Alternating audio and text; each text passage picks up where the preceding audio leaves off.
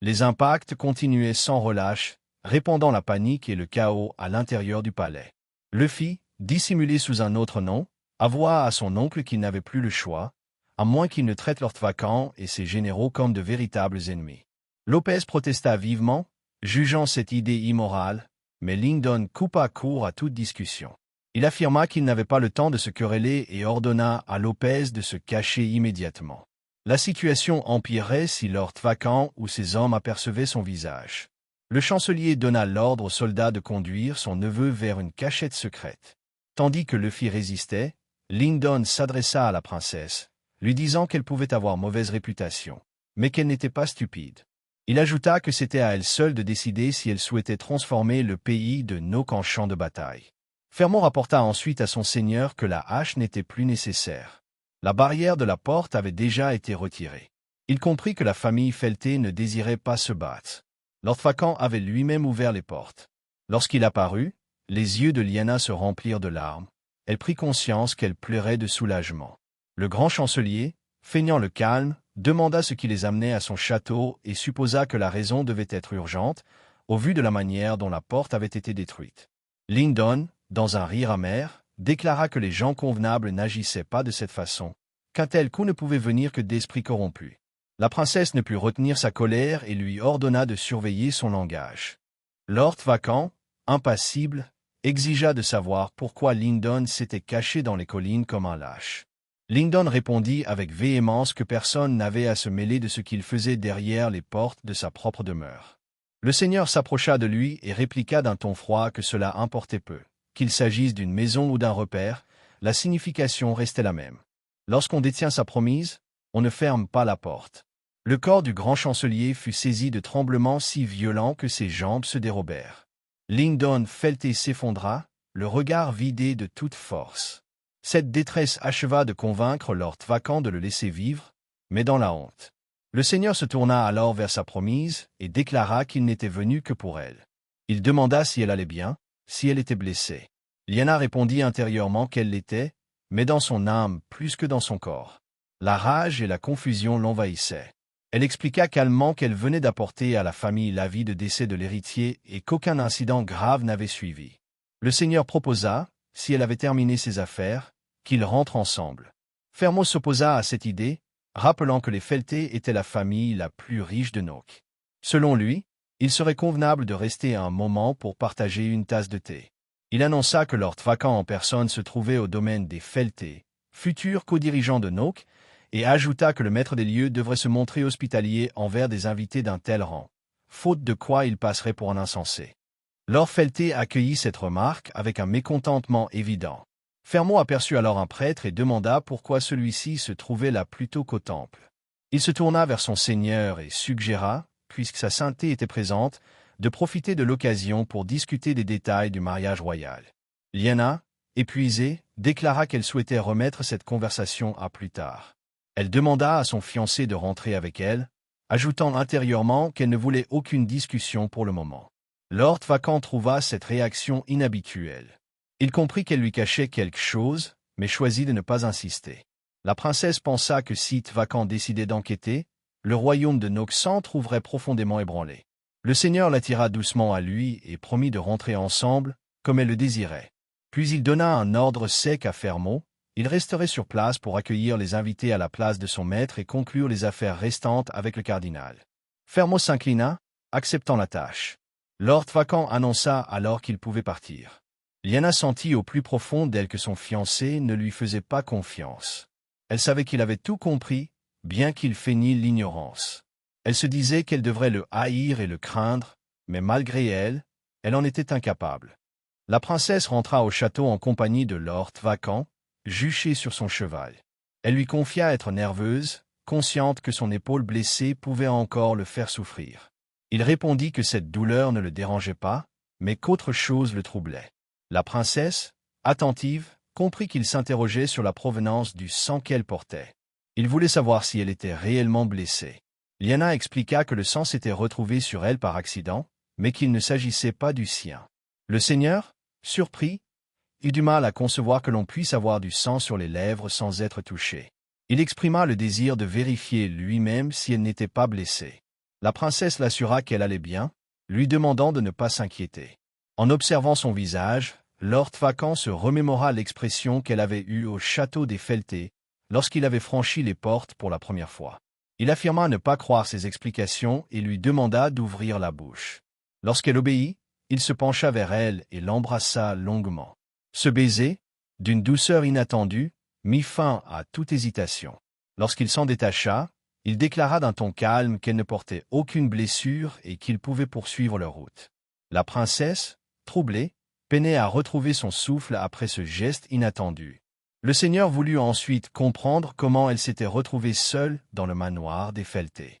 Lyanna répondit que ce n'était pas tout à fait le cas, puisque sœur Worose l'accompagnait avant de disparaître soudainement. Une pensée brutale la traversa. Worose n'était pas du genre à partir sans prévenir. La panique la saisit, et sa voix s'éleva. Worose devait être en danger ou piégée. Elle expliqua à Lord Vacan que cet homme était l'un des rares en qui elle avait une confiance absolue. L'idée qu'il lui soit arrivé malheur la bouleversait. Elle le supplia d'accélérer le pas pour qu'elle puisse envoyer des chevaliers à sa recherche. Le seigneur déclara que cela n'était pas nécessaire et fit claquer des doigts. Les gardes s'approchèrent aussitôt. Il leur ordonna de retourner sur les lieux et de dire à Fermot de retrouver le commandant de Noc, sœur Worose. Lyanna le remercia avec reconnaissance.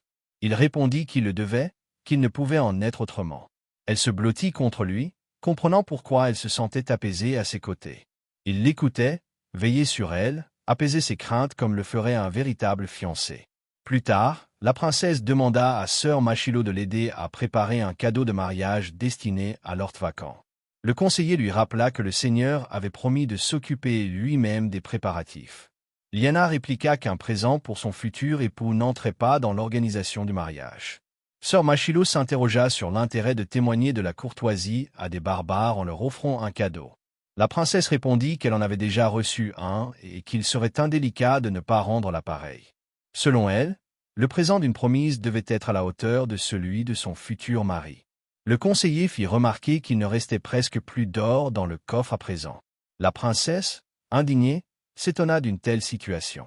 Cela ne faisait pas longtemps qu'ils avaient reçu ces biens. Machilo expliqua que, selon les termes du contrat de dette, tous les revenus appartenaient désormais à Lord Felté, principal créancier de la famille royale. Sous le choc, Lyanna écouta sœur Machilo lui rappeler qu'après la mort du roi, une terrible sécheresse avait ravagé les terres et contaminé les récoltes. La princesse l'interrompit, lui demandant de ne pas répéter ce qu'elle savait déjà. Après la disparition de son père, elle s'était retrouvée presque seule, entourée seulement de Madame Flambard et de sœur Worose. Le royaume sombrait dans la faim et la misère. Les rivières s'étaient taries, et aucun noble n'avait offert son aide. Seul Lord Felté s'était manifesté avec une proposition, mais ses conditions étaient si humiliantes qu'elle ne pouvait les accepter.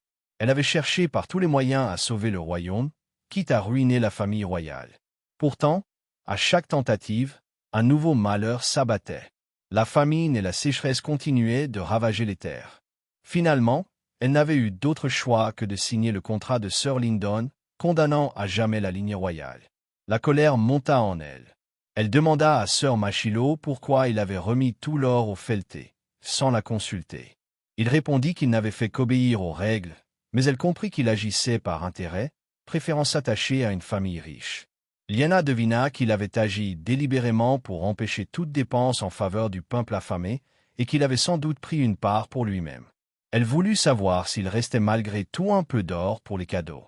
Le conseiller proposa d'emprunter à Lord Felté, ajoutant que Sir Lyndon n'approuvait pas le mariage, mais restait un homme généreux.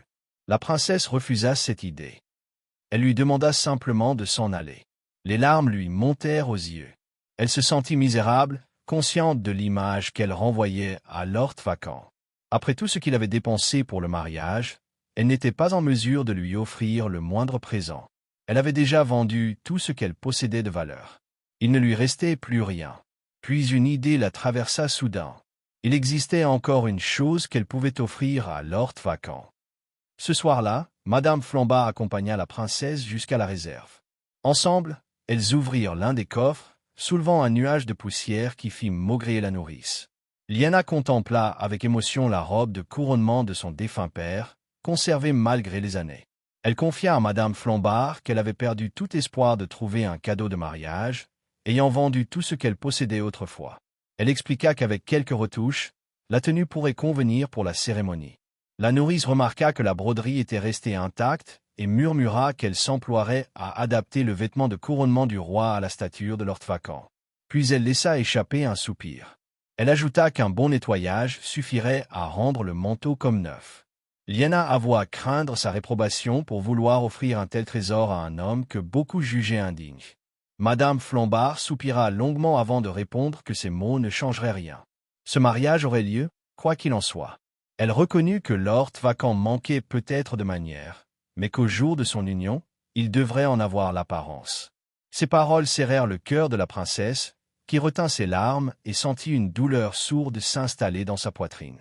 La nourrice lui assura qu'elle ne voulait pas la blesser, seulement exprimer son émotion devant un moment si symbolique.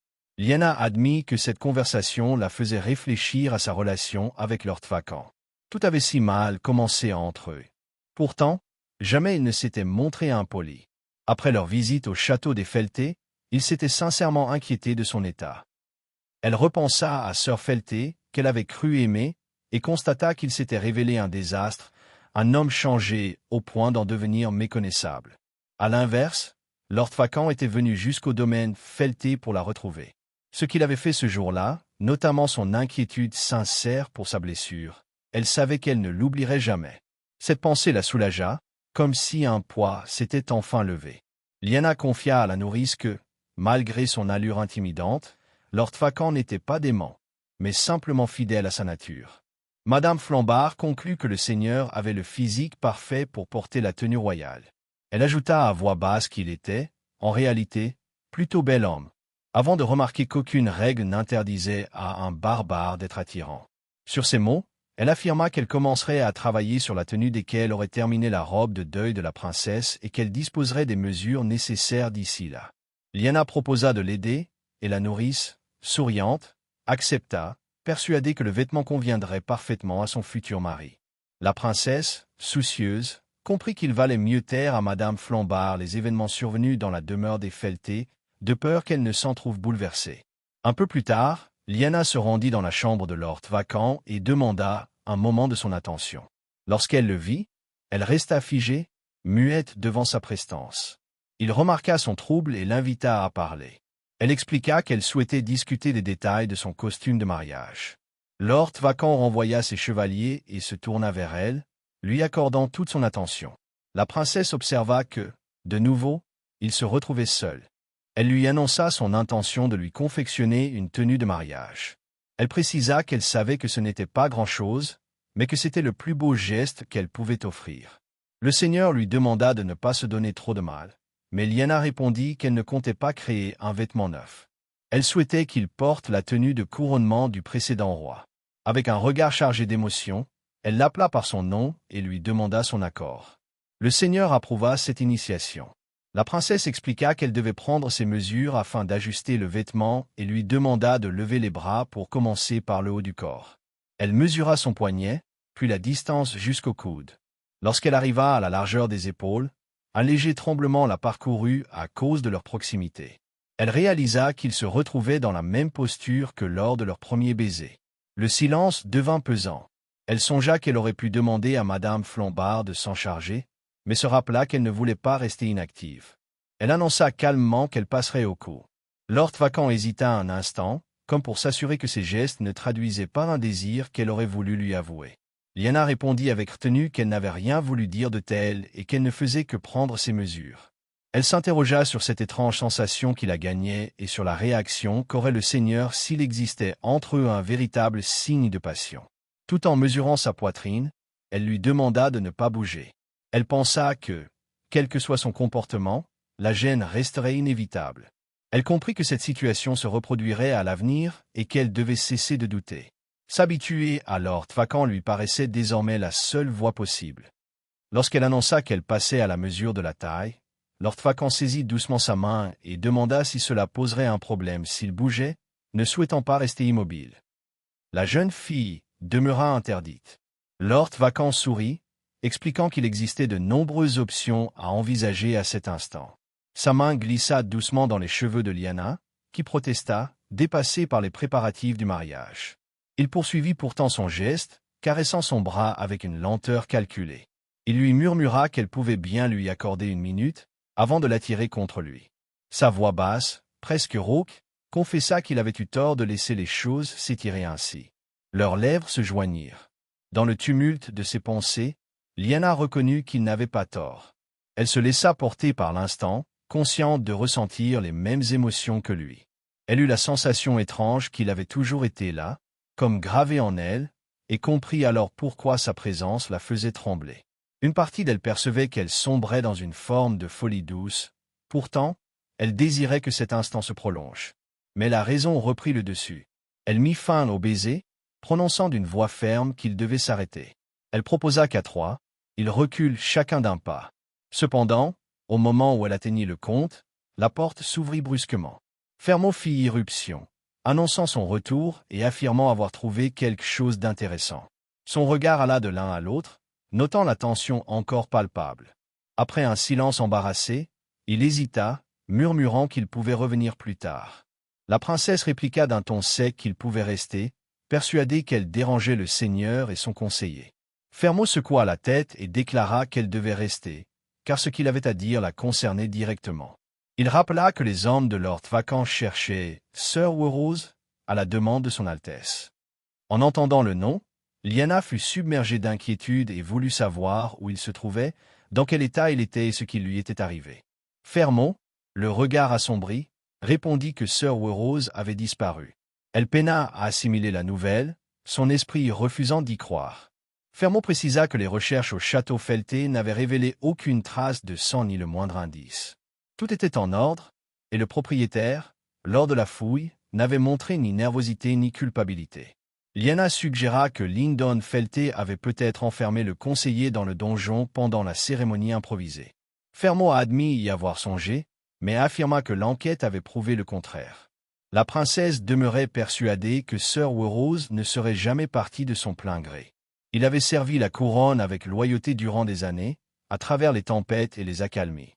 Une pensée la frappa soudain. Peut-être existait-il une raison secrète à cette disparition, quelque chose qu'il n'avait pas confié à la famille royale. Cette idée la fit vaciller. Sa tête tourna, ses jambes se dérobèrent, mais Lord Vacant la rattrapa avant qu'elle ne tombe et l'invita à s'asseoir. Fermot exprima sa compréhension face à l'émotion de la princesse, tout en la mettant en garde contre les effets du stress et le risque d'un malaise. Lyanna se souvint alors du mensonge qu'elle avait forgé au sujet d'une grossesse fictive, une stratégie conçue pour préserver la souveraineté de Noc. Elle décida intérieurement de poursuivre cette mise en scène jusqu'à son terme. Fermot reprit la parole, annonçant qu'il apportait aussi une bonne nouvelle. Sir Lyndon avait commandé un présent de mariage pour la princesse, un nouveau lit, 2 coffres remplis d'or et 5 servantes. Lyanna resta interdite devant la générosité inattendue de leur ennemi juré. Elle s'était imaginée recevoir des malédictions plutôt que des présents. Fermot, un léger sourire au coin des lèvres, évoqua ses talents de négociateur, admettant que la discussion n'avait pas été aisée. Il décrivit Sir Lyndon comme un homme ambitieux, immensément riche, mais avare et incapable d'amour envers sa femme. Malgré cela, il avait accepté d'agir convenablement. Lyanna demeurait troublée, se demandant si Fermot avait réellement réussi à convaincre Sir Lyndon par de simples paroles. Celui-ci confirma, d'un ton sûr, qu'il savait se montrer persuasif. La princesse, toujours étonnée, reconnut que ce présent valait bien davantage que le coffre d'or que Sir Lyndon avait détourné autrefois. Fermot nota mentalement la réaction de son Altesse, comprenant mieux la souffrance dissimulée derrière son regard calme. Il songea que les Felté, réputés pour leur richesse malgré la misère du peuple, devaient cette prospérité à l'exploitation impitoyable de la princesse. Rien qu'à la voir, on devinait le poids immense qu'elle avait porté seule pour préserver son royaume. Cette réflexion le ramena à Lord Vacant, dont le cœur, habituellement froid, semblait avoir perçu cette réalité, bien qu'il ne fût pas homme de tendresse. Fermot conclut que le cadeau n'était pas sans contrepartie. Sir Lyndon exigeait que l'enfant illégitime soit officiellement reconnu comme un Felté. Lyanna resta pétrifiée, tandis que Lord Vacant observait sa réaction avec la vigilance d'un prédateur. Fermot précisa qu'il n'avait rien répondu à cette demande, conscient que cette décision ne lui appartenait pas. La princesse le remercia pour son rapport, puis se détourna lentement, prête à quitter la pièce. Resté seul avec le seigneur, Fermot demanda quels étaient ses projets concernant la princesse. Il devinait que Lord Vacan avait déjà fait le rapprochement. L'héritier venait de mourir, et aussitôt, un enfant illégitime apparaissait. Le conseiller jugea cela trop évident pour être une coïncidence. Selon lui, la princesse s'était rendue au château Felté pour retrouver son ancien amant. Il affirma que le seigneur ne pouvait ignorer qu'elle conservait encore des sentiments pour le fils. Le seigneur admit qu'il y avait une part de vérité dans ses propos, mais précisa que cela ne signifiait pas pour autant que la princesse mentait ou cherchait à lui tendre un piège. L'assistant demanda alors s'il comptait rester sans rien faire, laissant le fils continuer à jouer le rôle du cousin. Le seigneur expliqua que la famille Felté était déjà condamnée et qu'il valait mieux en tirer le maximum avant leur chute. Il jugeait qu'il y avait encore beaucoup de valeur à extraire d'eux. Fermot, un léger sourire aux lèvres, promit de les épuiser complètement, puis de les effacer de la surface de la terre lorsque le seigneur en donnerait l'ordre. Lord Vacan repensa à la visite de Lyanna au château. Il se demanda si elle s'y était vraiment rendue pour retrouver son amant, tout en prétextant présenter ses condoléances. Il ne parvenait pas à comprendre d'où venait le sang qu'il avait aperçu sur ses lèvres. Ce détail avait été le point de départ de cette tension entre eux, de cette proximité inattendue. Le seigneur songea aussi à la manière dont elle n'avait pas repoussé son baiser lorsqu'il avait voulu vérifier ses blessures, et se demanda si elle tentait réellement de tenir sa promesse de l'accepter, ou si elle feignait pour protéger celui qu'elle aimait encore. Il se souvint de la manière dont ses doigts avaient tremblé, de la légère rougeur de ses joues, et de ses yeux empreints de désir. Il avait souvent recouru à la torture pour obtenir la vérité, et savait qu'un corps ne mentait jamais. Pourtant, les doutes persistaient. Peut-être la princesse avait-elle feint chaque réaction, chaque frémissement, dans le seul but de le tromper. Peu après, la princesse annonça que le capitaine de la garde, Sir Werrose, avait disparu. Elle ordonna aux chevaliers de le retrouver. Les gardes échangèrent entre eux, cherchant à comprendre les raisons de ce départ soudain. Lyanna leur confirma que le commandant avait effectivement disparu et qu'il fallait suivre ses traces. Elle repensa alors aux propos de Fermot, selon lesquels le conseiller avait peut-être quitté le château de son plein gré. Cette idée la troubla, la poussant à s'interroger sur les véritables causes de cette disparition. Elle ressentit une inquiétude sourde à l'idée qu'il ne revienne jamais et se demanda intérieurement à qui elle pourrait encore faire confiance au sein du château. Madame Flambard frappa à la porte des appartements royaux et entra, portant le matériel de couture, la robe de mariée et une tenue. Elle expliqua qu'elle avait déjà cousu certaines parties du vêtement et ajouté un col, donnant à l'ensemble l'aspect d'un habit de matinée. Lyanna la remercia pour son travail et précisa qu'elle avait pris les mesures du seigneur. La nourrice compara ces chiffres à la tenue de mariage et resta stupéfaite devant l'ampleur des ajustements nécessaires. Elle s'emporta en évoquant la difficulté pour un homme aux épaules si larges de trouver des vêtements adaptés. Madame Flambard demanda si les mesures avaient été prises correctement.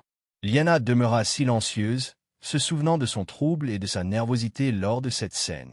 La couturière déclara n'avoir jamais vu de chiffres pareils et supposa qu'il devait être agréable de se blottir dans les bras d'un homme à la carrure si imposante. La nourrice rougit aussitôt, consciente d'avoir parlé trop librement, et supplia la princesse d'oublier ces mots. Lyanna esquissa un sourire, comprenant qu'il ne s'agissait que d'une réaction spontanée de la part de sa vieille tutrice, heureuse de manipuler à nouveau des tissus nobles après tant d'années. Soulagée par la bienveillance de la princesse, Madame Flambard reprit son sérieux. Elle expliqua que la cape devait être retaillée et qu'il faudrait ajouter du tissu au col et aux épaules. Elle suggéra d'inclure une ceinture à la tenue et d'utiliser la même étoffe pour le bas du pantalon. Lyanna approuva, convaincue des talents de la couturière, et se montra enthousiaste à l'idée de voir l'ouvrage achevé. Madame Flambard demanda quelle longueur de pantalon elle devait prévoir. La princesse, prise de panique, avoua qu'elle n'avait pas mesuré les jambes du seigneur. La couturière se fâcha, soulignant qu'une telle omission risquait de compromettre la réussite de l'ensemble. Lyanna baissa les yeux, incapable d'expliquer qu'elle n'avait pas pu se concentrer, troublée par le souvenir persistant du baiser de Lord Vacan. Elle reconnaissait intérieurement combien elle était charmée par lui. Madame Flambard proposa de reprendre toutes les mesures pour éviter toute erreur. Lyanna hésita, doutant de pouvoir affronter à nouveau ce moment. Madame Flambard, intéressée, voulait savoir si la princesse refusait de revoir le seigneur. Elle ajouta qu'elle n'aimait pas voir son Altesse si triste et se porta volontaire pour prendre elle-même les mesures. Lyanna tenta de l'en dissuader, expliquant qu'il ne s'agissait pas d'un rejet envers son fiancé. Mais la nourrice, résolue, promit de revenir aussitôt après avoir exécuté sa tâche. Lyanna, seule, se demanda s'il était si difficile de croire qu'elle ne détestait pas le Seigneur, mais qu'elle éprouvait plutôt des sentiments confus et troublants à son égard. C'est alors que Madame Flambard revint précipitamment, annonçant qu'elle n'avait pas rattrapé le Seigneur, déjà parti. La princesse soupira discrètement, un sentiment de soulagement la traversant malgré elle. Un léger sourire effleura ses lèvres. La nourrice lui demanda combien de jours restaient avant le mariage. Lyanna répondit qu'il aurait lieu dans 10 jours, soit 10 jours après les funérailles prévues pour le lendemain. Madame Flambard, concentrée sur son ouvrage, s'enquit de savoir si cette date coïncidait avec le cycle de la princesse. Surprise, Lyanna se piqua le doigt avec une aiguille. La nourrice s'approcha aussitôt, lui conseillant de nettoyer la plaie. À cet instant, le visage de la princesse se ferma. La nourrice, inquiète, ne comprenait pas la cause de ce trouble, tandis que Lyanna murmurait d'une voix basse et hésitante le mot « menstruation », comme si ce simple terme réveillait en elle un pressentiment douloureux.